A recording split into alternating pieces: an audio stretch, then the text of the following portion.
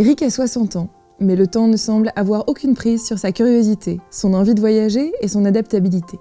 Cette jeunesse d'esprit pour sa retraite, il souhaite la mettre au service des autres et de l'éducation en Inde. Nous avons la chance de le rencontrer avant son grand départ qui approche. Bonjour Eric. Bonjour. Est-ce que vous pouvez vous présenter? Je m'appelle Eric, je suis professeur d'histoire-géographie à la retraite. Et j'ai toujours été passionné par l'Inde, depuis l'âge de 20 ans, à mon premier voyage.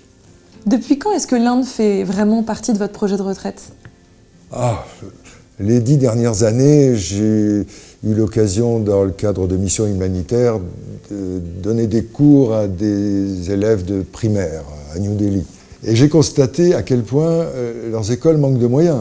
Alors financiers, humains, il y a beaucoup à faire, franchement. Et j'ai décidé de dédier ma retraite à les soutenir. Comment est-ce que concrètement vous allez les soutenir? Je vais d'abord les aider à élaborer un projet pédagogique pour leur établissement. Ensuite, je vais proposer des soutiens scolaires personnalisés pour les élèves en difficulté d'apprentissage ou en décrochage. Souvent, il faut parfois revenir à la base parce qu'ils en manquent. Et puis, même pour la lecture, il y a à faire, je vous le disais. Est-ce que vous partirez seul? Oui.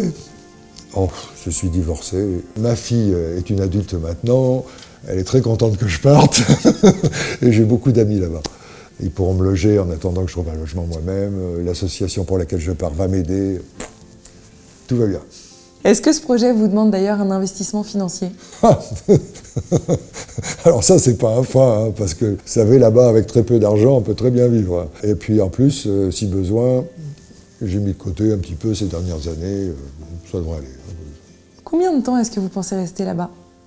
Je pars dans 6 mois, sans billet de retour. Oui, évidemment, si un jour je deviens dépendant ou que j'ai un problème de santé, j'exclus pas de revenir en France. Merci Eric. Je vous en prie.